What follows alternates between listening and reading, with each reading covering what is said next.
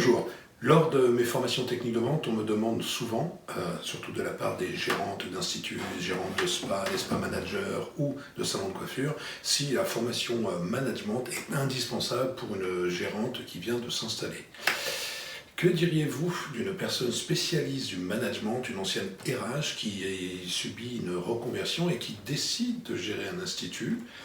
Est-ce qu'elle aurait besoin d'être formée, d'avoir un minimum de base, on va dire un niveau CAP pour devenir manager d'un centre de beauté?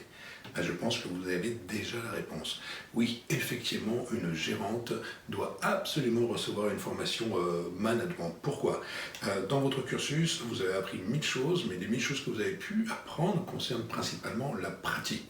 Les soins du visage, les soins du corps, soins l'onglerie, les pieds, la tête, les cheveux, enfin tout ça. On apprend bien sûr un petit peu la gestion de l'entreprise, mais en aucun cas on vous apprend à gérer une équipe. Et les questions qui vont se poser à partir du moment où vous allez recruter, c'est justement quelle technique de recrutement allez-vous utiliser en sachant que la personne que vous allez recruter, la première, peut représenter 30 à 40% de votre chiffre d'affaires. Donc, quelle est la technique de recrutement? Quelles sont les questions à poser? Quelle est votre structure de questionnement? Quelle est la conclusion de l'entretien? Comment faites-vous votre sélection? Sur quels critères? Voilà, toute cette partie, vous voyez, elle est super intéressante, elle concerne le recrutement. Nous avons la même chose sur le feedback négatif. Qu'est-ce que le feedback négatif?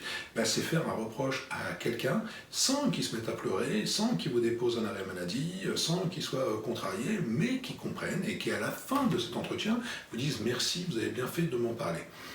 Vous savez, lorsque vous avez une salariée qui arrive en retard, si elle se permet d'arriver en retard ou si elle arrive en retard, c'est qu'elle pense qu'elle peut le faire. Généralement, on réagit très mal, on regarde sa montre et puis on lui fait signe comme ça. Mais est-ce que ça va changer? À quel moment on a travaillé sur la prise de conscience de l'importance de son retard? À quel moment elle-même prend conscience de ses conséquences vis-à-vis des équipes, vis-à-vis des autres clientes? Voilà, c'est cette phase que nous allons travailler qui se fait en 5 étapes. Et il ne faut surtout pas rater une de ces étapes pour ne pas rater notre feedback. Nous avons aussi la délégation. La délégation, qu'est-ce? Vous avez une mission à confier à une personne, sauf que généralement on se dit, voilà, tu fais comme ça, ou vous faites comme ça, c'est simple, il y a ça à faire, ça à faire, ça à faire, allez, je compte sur vous. Sauf que là, c'est pareil, on a 6 phases à respecter pour la délégation. Ces phases-là, c'est très compliqué de les avoir naturellement en tête. Donc c'est forcément quelque chose qui s'apprend. Voilà, la motivation des équipes.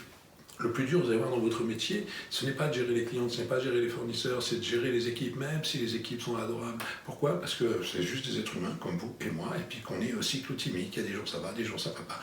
Donc comment on fait pour dynamiser les personnes? Comment on leur fait pour leur donner envie? On pense très souvent que c'est l'argent qui va tout solutionner. Il faut savoir que l'argent intervient en 3. Voilà, donc il va falloir identifier ce qui vient en numéro 2 et ce qui vient en numéro 1. C'est ce que l'on verra pendant cette formation sur le management en institut et en centre de beauté. Nous verrons aussi la communication positive, comment s'adresser à ces équipes de façon positive. Nous verrons comment mener un entretien, comment motiver l'ensemble de ces personnes derrière un projet commun, derrière un projet individuel.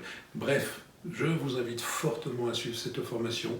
Alors, comment faire pour suivre cette formation Visu, c'est-à-dire que cette formation est organisée par les comptoirs beauté qui se tient, c'est une école qui se tient à Bordeaux. Vous leur envoyez un mail et ils vont gérer toute votre inscription, la prise en charge par les OPCA, et en fait, ils vont vous prendre en main pour que vous puissiez assister à cette formation qui va durer 3 jours. Et là, vous aurez l'ensemble des informations concernant le management d'équipe en centre de beauté, en spa et en salon de coiffure.